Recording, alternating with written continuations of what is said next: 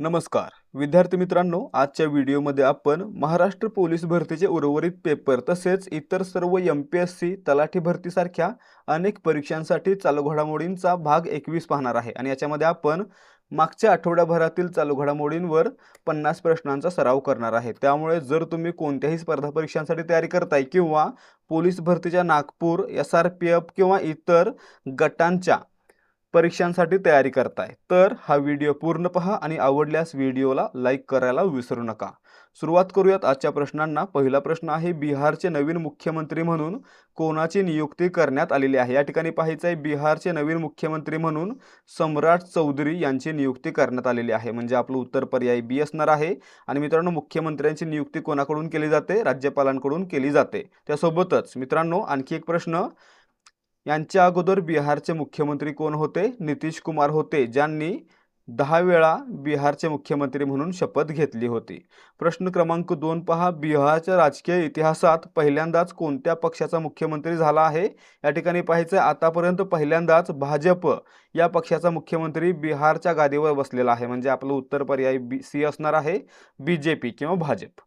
प्रश्न क्रमांक 3, नवीन ग्राहक किंमत निर्देशांकाचा आधार वर्ष म्हणजे बेस इयर काय ठेवण्यात आलेले आहे?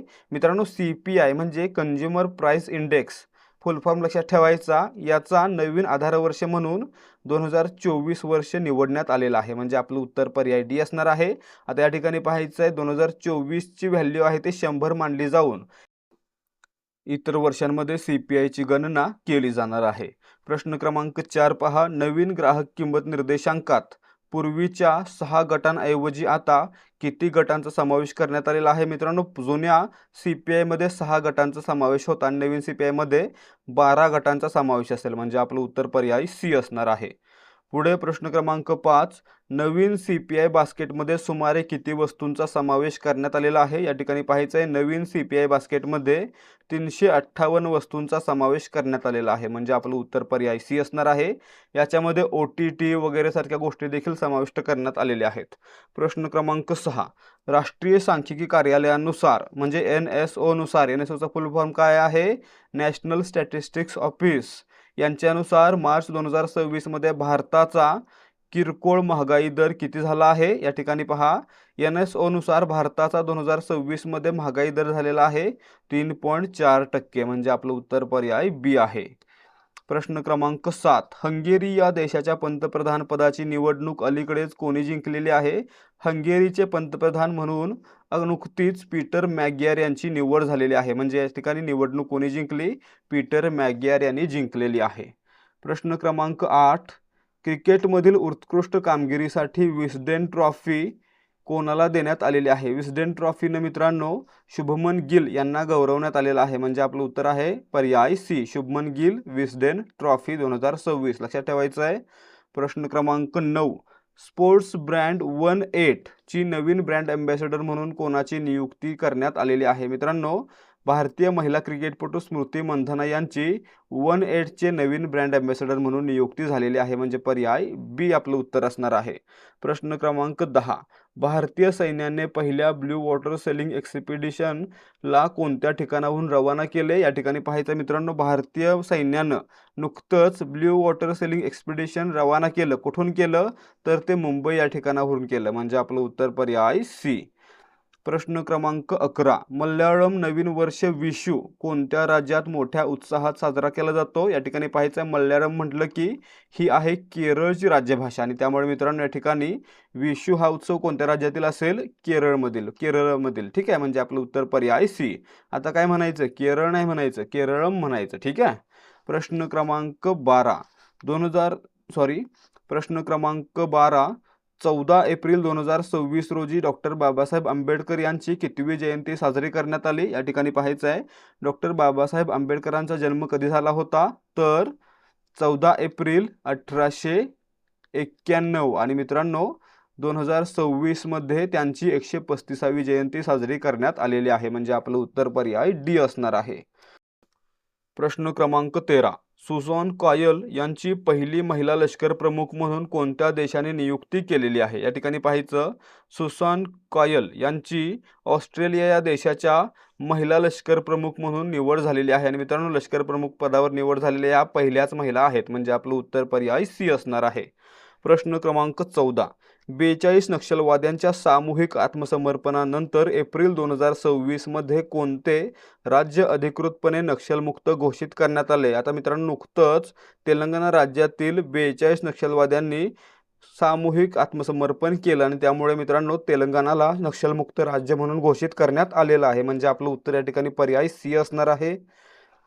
प्रश्न क्रमांक 15. खासदार क्रीडा महाकुंभचे आयोजन कोणत्या शहरात केले जात आहे? मित्रांनो, खासदार क्रीडा महाकुंभ याचं आयोजन आहे ते उत्तर प्रदेशमधील लखनौ या ठिकाणी केले जात आहे, म्हणजे आपलं उत्तर पर्याय बी असणार आहे. प्रश्न क्रमांक 16. 131व्या घटनादुरुस्ती विधेयक 2026 नुसार लोकसभेत कमाल सदस्य संख्या किती होणार आहे? या ठिकाणी पाहायचं, लोकसभेची कमाल सदस्य संख्या किती होती? 550 इतकी होती. आता ती किती होणार आहे? 850 इतकी होणार आहे, म्हणजे आपलं उत्तर पर्याय डी असणार आहे. प्रश्न क्रमांक 17. 131व्या घटनादुरुस्ती विधेयक 2026 नुसार लोकसभेत केंद्रशासित प्रदेशांचे प्रतिनिधित्व करण्यासाठी जास्तीत जास्त किती सदस्य असतील? या ठिकाणी पाहायचं आहे, नवीन आकडेवारीनुसार लोकसभेमध्ये केंद्रशासित प्रदेशाकडून एकूण 35पेक्षा कमी सदस्य निवडले जातील, म्हणजे जास्तीत जास्त 35 सदस्य असतील, म्हणजे पर्याय डी आपलं उत्तर आहे. पुढे पहा प्रश्न क्रमांक 18.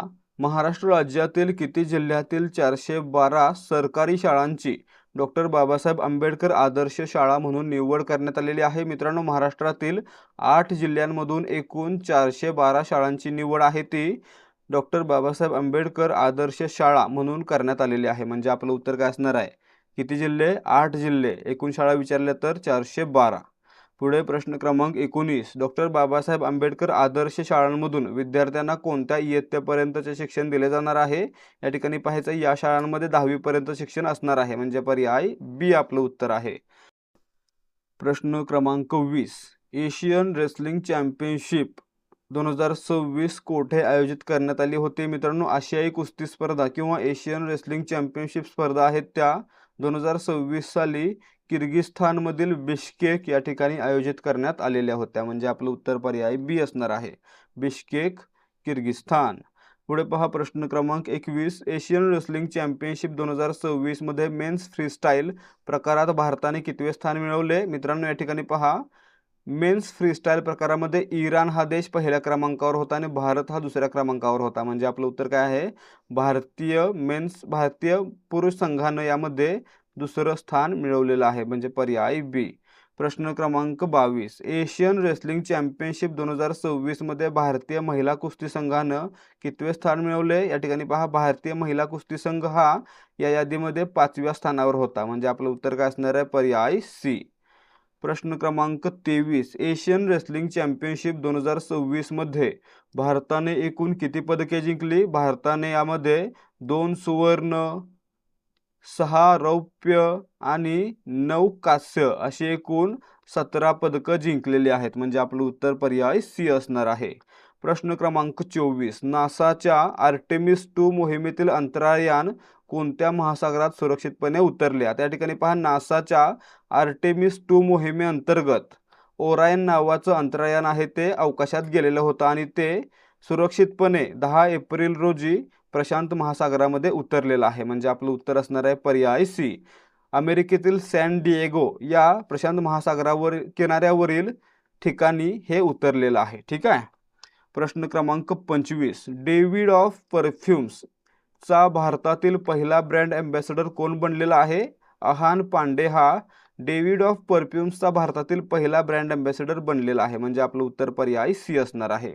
विद्यार्थी मित्रांनो, जर तुम्हाला याच प्रकारच्या चालू घडामोडींच्या PDF हव्या असतील आणि त्या देखील स्पष्टीकरणासह, तर काय करायचं आहे, तर खाली दिलेला 60 रुपयांचा 30 प्रश्नपत्रिकांचा संच खरेदी करायचा आहे. हा संच तुम्हाला कधीही कामी येणार आहे. याच्यामध्ये GK आहे, मराठी आहे, गणित बुद्धिमत्ता आहे. आणि मित्रांनो, हा प्रश्नपत्रिका संच आहे तो पोलीस भरतीच्या 25-25 पॅटर्नवर आधारित आहे, म्हणजे प्रत्येक विषयाचे 25 प्रश्न असणार आहेत. आणि त्यामुळेच जर तुम्हाला पोलीस भरतीसाठी वेळ लावून सराव करायचा आहे, टाईम मॅनेजमेंट शिकायचं आहे किंवा टाईम मॅनेजमेंट आपलं बदलायचं आहे, तर त्यासाठी तुम्हाला हा संच उपयुक्त ठरणार आहे. त्यासोबत आपण काय देतोय, तर आपलं एक टेलिग्राम चॅनल जे देतोय, ज्याच्यावर आपण दररोज सकाळी 50 चालू घडामोडी आणि दिवसभरामध्ये जवळजवळ एकूण 400 प्रश्न, ज्याच्यामध्ये जी.के. असतं, मराठी असतं, गणित बुद्धिमत्ता असतं, अशा प्रकारे प्रश्नांचा सराव करत आहोत. आणि मित्रांनो, हे सर्व मिळणार आहे फक्त 60 रुपयांच्या संचासोबत. आणि मित्रांनो, आजपासून आपण काय करणार आहे, तर या चालू घडामोडींच्या PDF देखील द्यायला सुरुवात करणार आहे. त्या फक्त पेड चॅनलवर मिळतील. आणि ते कसं खरेदी करायचं, तर 60 रुपयांचा हा संच खरेदी करायचा, तर तुम्हाला ते मिळून जाईल. प्रश्न क्रमांक 27. मध्य प्रदेशातील कोणत्या प्रादेशिक पासपोर्ट कार्यालयाने ब्रेल लिपी आणि प्रादेशिक भाषा सेवा सुरू केलेल्या आहेत? या ठिकाणी पहा, मध्य प्रदेशातील भोपाळ या ठिकाणी असलेल्या प्रादेशिक पासपोर्ट कार्यालयानं अंध आणि मूकबधिर व्यक्तींसाठी ब्रेल आणि सांकेतिक भाषा सेवा सुरू केलेली आहे. म्हणजे आपलं उत्तर असणार आहे पर्याय बी, भोपाळ. या ठिकाणी मागचा प्रश्न एक राहिलेला होता, अलीकडे चर्चेत असलेला माउंट सेमेरू ज्वालामुखी कोणत्या देशात आहे? माउंट सेमेरू हा मित्रांनो इंडोनेशिया या देशामध्ये आहे. लक्षात ठेवायचं आहे, महत्त्वाचे सक्रिय ज्वालामुखी आहेत ते बहुधा इंडोनेशिया देशामध्ये असतात. ठीक आहे, त्यामुळे जर उत्तर माहीत नसेल तर काय करायचं, इंडोनेशिया लिहून यायचं आहे. पुढे पहा, प्रश्न क्रमांक 28. मतदारांचे स्वागत करण्यासाठी आणि मतदान प्रक्रियेसाठी नीला नावाचा रोबोट कोठे तैनात करण्यात आलेला आहे? मित्रांनो, मतदारांना प्रोत्साहित करून त्यांचं स्वागत करण्यासाठी नीला नावाचा रोबोट आहे तो पुदुच्चेरी या ठिकाणी स्थापित करण्यात आलेला आहे किंवा तैनात करण्यात आलेला आहे. म्हणजे आपलं उत्तर पर्याय बी असणार आहे. प्रश्न क्रमांक 29. उपराष्ट्रपती CP राधाकृष्णन यांनी भारतीय संविधानाचा अनुवाद कोणत्या भाषेत प्रकाशित केला? या ठिकाणी पाहायचं आहे, नुकताच 2026 मध्ये उपराष्ट्रपती CP राधाकृष्णन यांच्या हस्ते संविधानाची सिंधी भाषेतील अनुवादित प्रत प्रकाशित करण्यात आलेली आहे. म्हणजे आपलं उत्तर पर्याय सी, सिंधी भाषा. प्रश्न क्रमांक 30. सिंधी भाषेचा भारतीय संविधानाच्या 8व्या अनुसूचीमध्ये समावेश कोणत्या घटनादुरुस्तीने करण्यात आला? या ठिकाणी पाहायचं आहे, 1967 साली 21व्या घटनादुरुस्तीने सिंधी भाषा ही ती भारतीय संविधानाच्या 8व्या अनुसूचीमध्ये समाविष्ट करण्यात आली होती. म्हणजे आपलं उत्तर काय आहे, पर्याय ए, 21वी घटनादुरुस्ती 1967. प्रश्न क्रमांक 31. गानसम्राज्ञी आशा भोसले यांचे निधन कोणत्या तारखेला झाले? मित्रांनो, यावर्षी 12 एप्रिल 2026 रोजी आशा भोसले यांचं निधन झालेलं आहे. म्हणजे आपलं उत्तर पर्याय ए असणार आहे. प्रश्न क्रमांक 32. आशा भोसले यांनी कोणत्या वर्षी चुनरिया या हिंदी चित्रपटातून पार्श्वगायनात पदार्पण केले? आशा भोसले यांनी 1948 साली चुनरिया या हिंदी चित्रपटातून पार्श्वगायनामध्ये म्हणजेच बॅकग्राऊंड सिंगर म्हणून पदार्पण केलेलं आहे. म्हणजे पर्याय सी आपलं उत्तर आहे. प्रश्न क्रमांक 33. आशा भोसले यांना दादासाहेब फाळके पुरस्कार कोणत्या वर्षी प्रदान करण्यात आलेला होता? या ठिकाणी पाहायचा, दादासाहेब फाळके पुरस्कार हा काय मानला जातो, तर कला क्षेत्रातील जीवन गौरव पुरस्कार आहे. आणि मित्रांनो, हा पुरस्कार आहे तो आशा भोसले यांना 2000 साली देण्यात आलेला होता. म्हणजे पर्याय बी आपलं उत्तर आहे. प्रश्न क्रमांक 34. कोणत्या राज्य सरकारने आशा भोसले संगीत अकादमी स्थापन करण्याचा निर्णय घेतलेला आहे? या ठिकाणी पाहायचं आहे, महाराष्ट्र राज्य सरकारनं आशा भोसले संगीत अकॅडमी स्थापन करण्याचा निर्णय घेतलेला आहे. म्हणजे पर्याय सी. ठीक आहे, महाराष्ट्र राज्य. प्रश्न क्रमांक 35. पहिल्या द्विवार्षिक कमांडर कॉन्फरन्स 2026 चे आयोजन कोठे करण्यात आले? या ठिकाणी पहा, पहिल्या द्विवार्षिक कमांडर कॉन्फरन्स 2026 चे आयोजन आहे ते नवी दिल्ली या ठिकाणी करण्यात आलेलं होतं. म्हणजे पर्याय डी आपलं उत्तर आहे. प्रश्न क्रमांक 36. इराकचे नवीन 10वे राष्ट्राध्यक्ष म्हणून कोणाची निवड झालेली आहे? मित्रांनो, इराणचे 10वे राष्ट्राध्यक्ष म्हणून निझार अमेदी, या ठिकाणी अहमदी आहे, अमेदी लक्षात ठेवायचं आहे, यांची नियुक्ती झालेली आहे. निझार अमेदी. ठीक आहे, म्हणजे पर्याय बी आपलं उत्तर आहे. प्रश्न क्रमांक 37. विदर्भ क्रिकेट संघाकडून खेळताना आपल्या पदार्पणाच्याच T20 सामन्यात पहिल्याच षटकात 3 बळी घेणारा खेळाडू कोण? तर मित्रांनो, या ठिकाणी पहा, प्रफुल्ल हिंगे यांनी आपल्या पदार्पणाच्या पहिल्या सामन्यामध्ये एकाच ओव्हरमध्ये म्हणजे पहिल्याच ओव्हरमध्ये 3 विकेट घेतलेले आहेत. आणि मित्रांनो, पर्याय सी आपलं उत्तर असणार आहे. प्रश्न क्रमांक 38. जागतिक कला दिन वर्ल्ड आर्ट डे दरवर्षी कोणत्या तारखेला साजरा केला जातो? मित्रांनो, दरवर्षी 15 एप्रिल हा दिवस जागतिक कला दिन म्हणून साजरा केला जातो. म्हणजे पर्याय डी आपलं उत्तर आहे. प्रश्न क्रमांक 39. जगातील सर्वोच्च शिखर माउंट एव्हरेस्टच्या बेस कॅम्पवर ट्रेक करणारे पहिले राजकारणी कोण ठरले आहेत? मित्रांनो, याबद्दल संभ्रम आहे तरी देखील लक्षात ठेवायचं आहे. महाराष्ट्रातील पहिले विचारलं जाईल तर त्या ठिकाणी बच्चू कडू उत्तर असणार आहे. माउंट एव्हरेस्टच्या बेस कॅम्पवर ट्रेक करणारे पहिले राजकारणी कोण आहेत किंवा पहिले महाराष्ट्रीयन राजकारणी कोण आहेत? बच्चू कडू आहेत. प्रश्न क्रमांक 40. बच्चू कडू यांनी एव्हरेस्ट बेस कॅम्पवर पोहोचल्यावर कोणती 2 पुस्तके सोबत नेल्याचे सांगितले? मित्रांनो, त्यांनी त्या ठिकाणी संविधान आणि भगवद्गीता सोबत नेलेले होते. म्हणजे आपलं उत्तर पर्याय सी असणार आहे. पुढे पहा प्रश्न क्रमांक 41. आशियातील सर्वात लांब वन्यजीव मार्गिका म्हणजे वाईल्ड लाईफ कॉरिडॉर कोठे तयार करण्यात आलेला आहे? मित्रांनो, दिल्ली डेहराडून द्रुतगती मार्ग आहे. त्याच्यामुळे काय झालं होतं तर जंगली जनावरांचं रस्ता पार करणं अवघड झालेलं होतं आणि मित्रांनो त्यासाठी त्या ठिकाणी एक कॉरिडॉर बनवला गेलेला आहे जो आशियातील सर्वात लांब आहे. म्हणजे आपलं उत्तर पर्याय बी असणार आहे. दिल्ली देहरादून द्रुतगती मार्गावर हा कॉरिडॉर बनवण्यात आलेला आहे. प्रश्न क्रमांक 42. आशियातील सर्वात लांब वन्यजीव मार्गिकेच्या निर्मितीमुळे प्रामुख्याने कोणत्या प्राण्यांना सुरक्षित रस्ता उपलब्ध होणार आहे? तर हत्ती आणि चितळ. पर्याय बी आपलं उत्तर आहे. प्रश्न क्रमांक 43. अलीकडेच कोणत्या देशाचे पंतप्रधान म्हणून रॉब जेटन यांची नियुक्ती झालेली आहे? मित्रांनो, अलीकडेच नेदरलँड्स या देशाचे पंतप्रधान म्हणून रॉब जेटन यांची नियुक्ती झालेली आहे. म्हणजे आपलं उत्तर पर्याय सी असणार आहे. प्रश्न क्रमांक 44. जपानच्या पंतप्रधानपदी कोणाची नियुक्ती झालेली आहे? सनाए तकाइची यांची जपानच्या पंतप्रधान पदावर 2026 मध्ये नियुक्ती झालेली आहे. म्हणजे आपलं उत्तर पर्याय सी असणार आहे. प्रश्न क्रमांक 45. चिली या दक्षिण अमेरिकन देशाचे राष्ट्राध्यक्ष म्हणून कोण निवडून आलेले आहेत? मित्रांनो, जॉस अँटोनियो कास्ट यांची चिली या देशाचे राष्ट्राध्यक्ष म्हणून निवड झालेली आहे. म्हणजे आपलं उत्तर पर्याय बी असणार आहे. प्रश्न क्रमांक 46. बांगलादेशच्या नवीन पंतप्रधान म्हणून कोणी पदभार स्वीकारलेला आहे? या ठिकाणी पाहायचं आहे तारिक रहमान किंवा तारिक झिया यांची बांगलादेशचे नवीन पंतप्रधान म्हणून निवड करण्यात आलेली आहे. म्हणजे आपलं उत्तर पर्याय सी असणार आहे. त्यासोबतच लक्षात ठेवायचं ज्यावेळी त्या ठिकाणी परिस्थिती हाताबाहेर गेलेली होती त्यावेळी सर्वोच्च नेते किंवा कार्यवाहक म्हणून मोहम्मद युनूस यांनी कार्यभार स्वीकारलेला होता. प्रश्न क्रमांक 47. टांझानिया या आफ्रिकन देशाचे राष्ट्राध्यक्ष कोण आहेत? या ठिकाणी पाहायचं टांझानिया देश कुठला आहे? आफ्रिकेतील आहे. आणि मित्रांनो राष्ट्राध्यक्ष कोण आहेत? Samia Suluhu Hassan. Samia Suluhu Hassan. प्रश्न क्रमांक 48. इराकची राजधानी आणि त्यांचं चलन कोणतं आहे?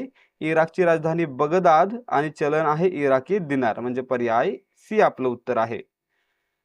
प्रश्न क्रमांक 49. तेलंगणा राज्याची निर्मिती कधी झाली? 2 जून 2014 ला. तेलंगणाची निर्मिती 2 जून 2014 ला भारतातील 29वे राज्य म्हणून करण्यात आलेली होती. म्हणजे पर्याय सी आपलं उत्तर आहे. सध्या भारतामध्ये एकूण 28 घटक राज्ये आणि 8 केंद्रशासित प्रदेश आहेत. प्रश्न क्रमांक 50. सध्या तेलंगणाचे मुख्यमंत्री कोण आहेत? या ठिकाणी पाहायचं रेवंत रेड्डी हे सध्या तेलंगणा राज्याचे मुख्यमंत्री आहेत. म्हणजे पर्याय बी आपलं उत्तर आहे. त्यासोबतच तामिळनाडूचे मुख्यमंत्री कोण आहेत? MK स्टॅलिन हे आहेत. या ठिकाणी आजचे प्रश्न समाप्त होत आहेत. जर तुम्हाला आजच्या प्रश्नांची उत्तरं समजली असतील आणि स्पष्टीकरण देखील समजलं असेल तर व्हिडिओला लाईक करा आणि याच प्रकारचे व्हिडिओ पाहण्यासाठी आपल्या चॅनलला सबस्क्राईब करा. भेटूयात पुढच्या भागामध्ये. जय हिंद, जय भारत आणि जय महाराष्ट्र.